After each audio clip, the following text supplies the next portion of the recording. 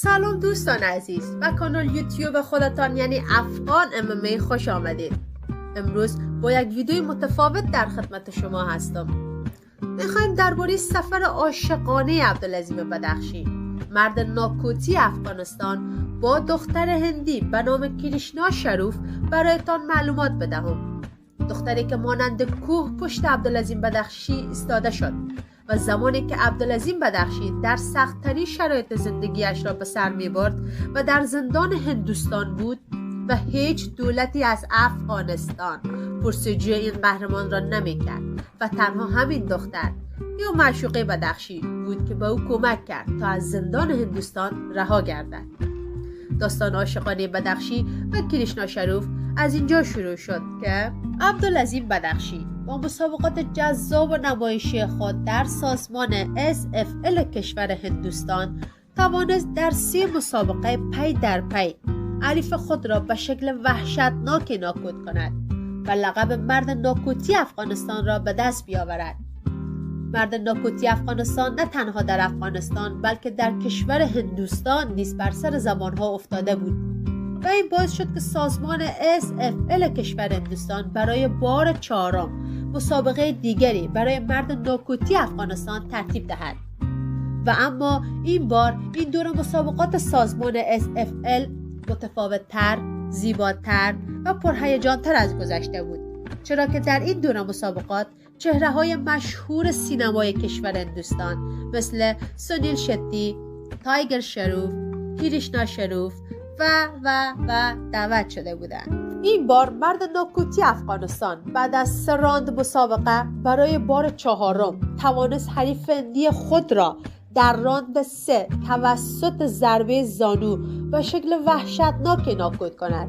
این ضربه چنان وحشتناک بود که تمام سالان از جمله کریشنا شروف فقط چشم به بدخشی دوخته بودند و از او چشم بر نمی داشتند. اینجا بود که زنگ عاشقی در دل کریشنا شروف به صدا درآمد و یک دل نه بلکه 100 دل عاشق عبدالعظیم بدخشی یا همان مرد ناکوتی افغانستان شد. کریشنا شروف دختر بازیگر مشهور هندوستان جکی شروف و خواهر تایگر شروف می باشد. کریشنا شروف دختر زیبا، مهربان، خوش‌اندام، ورزشکار، مدلینگ و بنیانگذار سازمان NFC در کشور هندوستان حالا در دام عشق مرد ناکوتی افغانستان افتاده است. بعد از مسابقه کریشنا شروف و عبدالعظیم بدخشی به بهانه صحبت درباره مسابقه با هم دیدار کردند و دست دوستی با هم دادند. سرانجام عبدالعظیم بدخشی دوباره به افغانستان بازگشت و به اهدافی که در سر داشت یعنی قهرمانی در سازمان UFC فکر میکرد و چندین مبارزه برای نزدیک شدن به هدفش نیز انجام داد تا که دست از قضا دوباره پای عبدالعظیم بدخشی به هندوستان کشیده شد. این بار برای مسابقه در سازمان NFC، سازمانی که متعلق به کریشنا شروف می باشد، بدخشی توانست دوباره یک مسابقه زیبا و نمایشی و جا باند و پیروز میدان شود. اینجا بود که هر روز عشق این 2 کبوتر عاشق زیاد و زیادتر می شد و صفحات مجازی پر شده بود از عکس و کلیپ های عاشقانه بدخشی و کریشنا. بیایید با هم چند عکس و کلیپ عاشقانه این 2 را نگاه کنیم.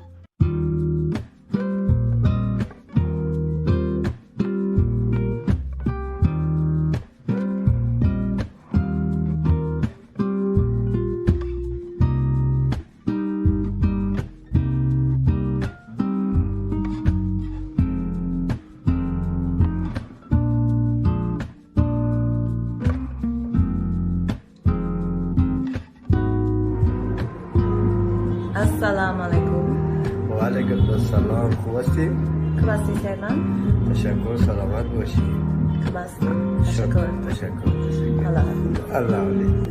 زندگی عاشقانه آنها همچنان با عشق و محبت سپری میشد تا اینکه در یکی از مسابقات در سازمان NFC که عبدالعظیم بدخشی مهمان ویژه آن بود، فایتری از کشور هندوستان و مردم افغانستان توهین کرد و این باعث قهر و غضب بدخشی شد و بدخشی بلافاصله وارد قفس مسابقه شد و مشت سنگی به صورت فایتر هندی زد و این مشت باعث شد که استخوان صورت فایتر هندی بشکند و به همین دلیل متاسفانه بدخشی تحت تعقیب پلیس هند قرار گرفت و او مجبور شد با کمک دوست دخترش هندوستان را ترک کند، ولی بدبختانه او را در میدان هوایی مالدیو توسط پلیس بین المللی دستگیر کردند. متاسفانه عبدالعزیز بدخشی شد تنها و بیکس و در پشت میله‌های زندان هندوستان قرار گرفت که هیچ دولت و یا حکومتی احوالش را نمی‌گرفت و جز معشوقش کریشنا شروف، چرا که ما از طریق صفحه اینستاگرام افغان MMA بارها و بارها به خانم کریشنا شروف پیام دادیم و جویای حال و احوال بدخشی شدیم و او همیشه میگفت نگران نباشید، حال بدخشی خوب است و به زودی برمیگردد و همچنان میگفت من با او هستم و او را تنها نمیگذارم. و بالاخره بعد از ماه‌ها انتظار کریشنا شروف توانست عشق خود را از پشت میله‌های زندان رها سازد و ما به دلیل اینکه اوضاع را برای بدخشی خراب نکنیم و جزئیات بیشتر نمیپردازیم. ولی مهم این است که بدخشی آزاد شد و در حال حاضر زندگی عاشقانه و ورزشی خود را به خوبی پیش میبرد و قرار است به زودی در سازمان NFC وارد قفس مسابقات شود. او گفته بعد از این مسابقه میخواهم با عشقم کریشنا شروف ازدواج کنم و ما هم آرزوی خوشبختی برای مرد ناکوتی افغانستان داریم. یک تشکر از شما دوستان گلم که تا آخر این ویدیو با ما بودید. تا ویدیو بعد، بدرود.